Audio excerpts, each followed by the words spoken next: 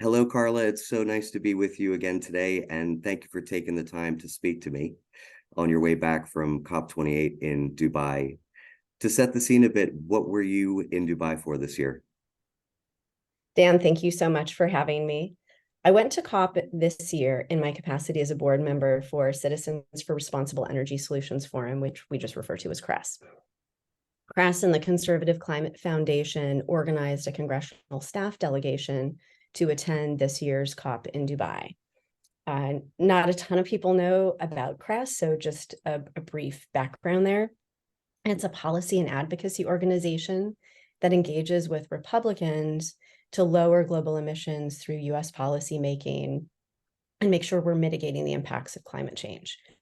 Back in 2021, around the time of COP26, John Curtis, congressman from Utah, founded the Conservative Climate Caucus.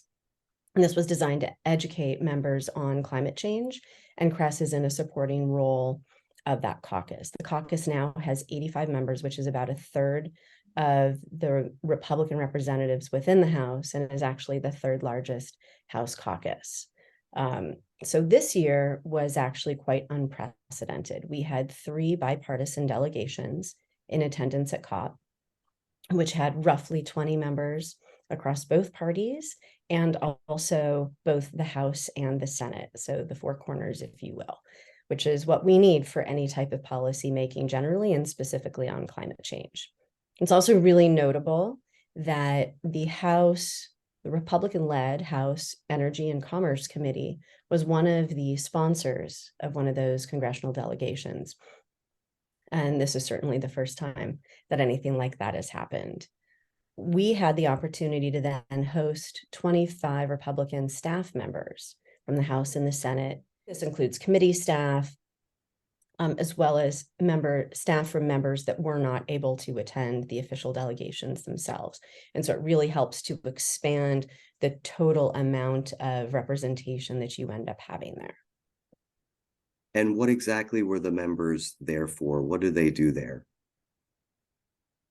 Ultimately, members and staff, when they're attending COP, have an opportunity to experience and demystify it. We see a lot in the headlines about what COP is, but really, unless you're there, it's very difficult to get your arms around what's happening and why it's happening. So first and foremost, they're there to learn. And then very specifically, they're going to engage in bilateral meetings with other countries. They're going to talk to the US negotiators, which is, of course, led by the administration. And they're going to engage with other participants, learning and interacting, seeing the different technologies that are being presented, the startup village. And then, of course, they're going to share their own ideas about what climate solutions they think should be pursued. Saturday was a particularly exciting day. We had 3 hours of panel discussions, all bipartisan, all across the House and the Senate. Members got an opportunity to share their perspectives on issues like nuclear energy, permitting reform, and the intersection of trade and climate.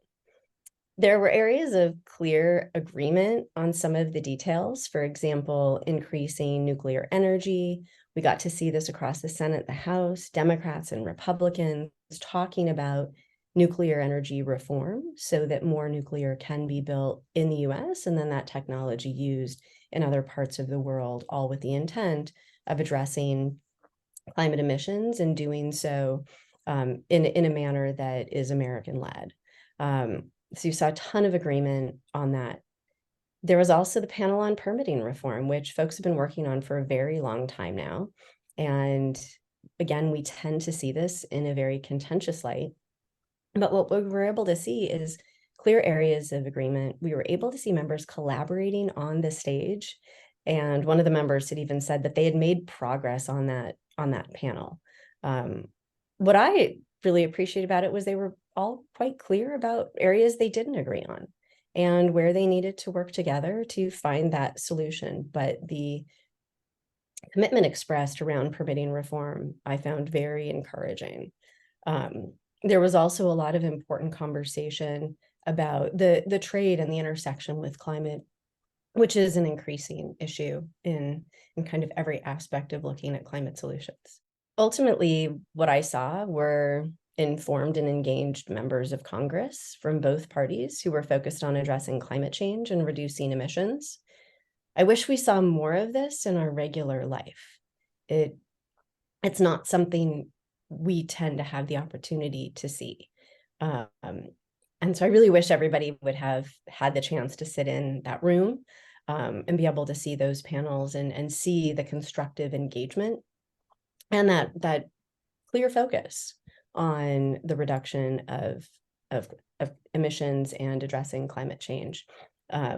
I do think that there will be some links, and so Dan, I'll make sure that we get those available to you once they are available. Why do you think it matters that they've attended COP?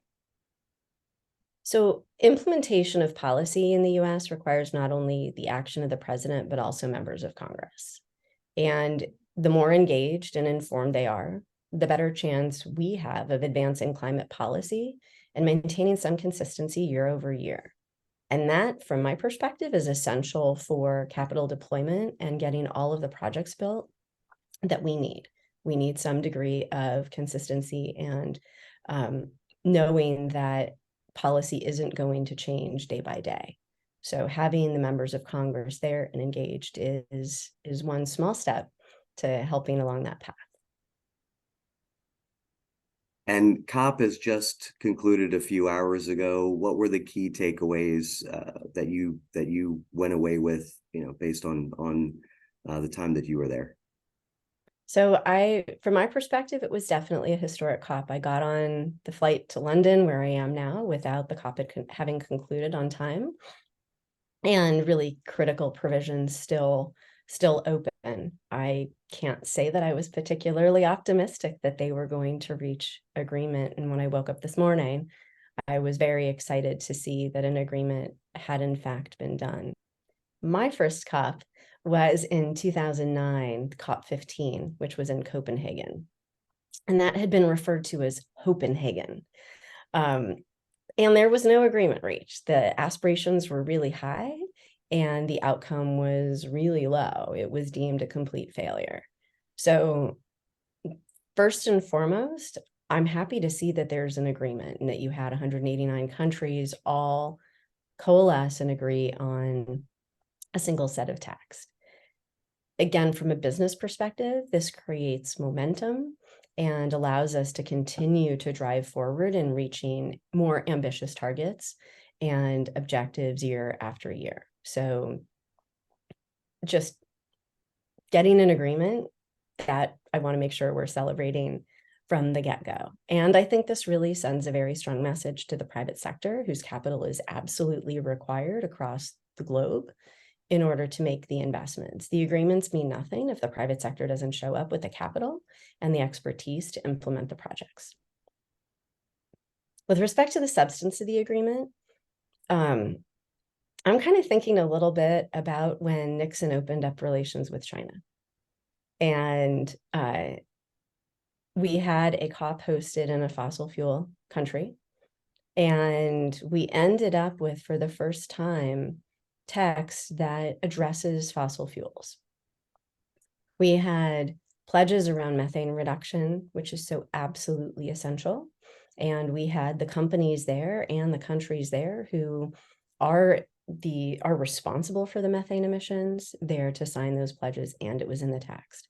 That's so very significant. We have the technology to be able to address this issue, and I think this puts it clearly on the table to now just go into implementation phase. Folks are talking a lot about the phase out, phase down of fossil fuels generally. In the text, you have the phase down of unabated coal power. So we do have that phase down around coal, and I think that's very important.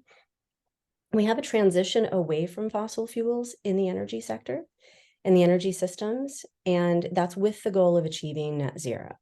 And I know that each and every one of these words has been heavily negotiated, and there's lots packed in to all of it. But when you combine that with 3x renewables, 2x energy efficiency, and the overall objective of accelerating toward net zero energy systems by mid-century, I think a lot of progress was made. I think we should feel very good about an agreement having been reached, it including fossil fuels, and the momentum that that ends up creating. But if everybody's happy, you probably didn't get it right. The fact that nobody's exactly happy means you got it to the right point. We've heard that this was the largest COP in terms of attendance. Yes, the other historic aspect of this COP was the quantity and composition of its attendees. There's some great graphs going around that show the attendee levels for all of the historic COPs. This had roughly 100,000 attendees. That's 2 times more than last year, and it's 3 times more than Paris and Copenhagen, which were the 2 other most attended COPs. That's saying a lot. It's a long trip for anyone from anywhere other than their neighbors, and a significant investment of time. And you ended up seeing a tremendous number of companies and financiers attend. And from my perspective, they're there because they see a commercial opportunity.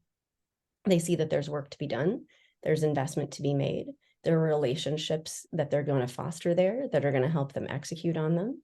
And those are the people who are going to need to execute on these agreements. And so I see that a little bit as a voting with your feet, that is an area of, expanding and critical opportunities for investment.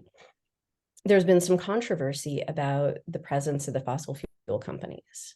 And, I think we can be clear that they don't have the best track record on addressing climate. It's their business in some ways not to.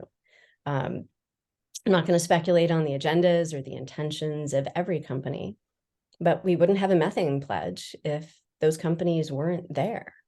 And if they're not at the table, they can't be part of the solution. And so I certainly see, both from the methane pledge, from the engagement that I've seen there, that having them there is certainly better than not. The other part of the attendees, which is equally powerful to all of the corporations and financiers that are there, is civil society. And I had the opportunity to attend the People's Plenary, as well as the session when the young woman that you'll see probably not only on the cover of the Financial Times, but many other places, standing, holding a sign, calling for the end of fossil fuels, and seeing the interaction of the negotiators with civil society, how civil society is showing up in very significant numbers to make their case. The strongest voices there really coming from the youth, who are saying this is the world that we are going to inherit, and they are asking the negotiators to be thinking about them when they're working on each of those individual words. And so 100,000 attendees, I don't know if that's what we'll see at the subsequent ones, but I do take it as a voting with their feet of people saying that this is something that's important and that we need to be working on collectively. Carla, thank you so much for sharing your views and experience on the ground in COP this year. Safe travels home. We appreciate it. Thank you. It's my pleasure.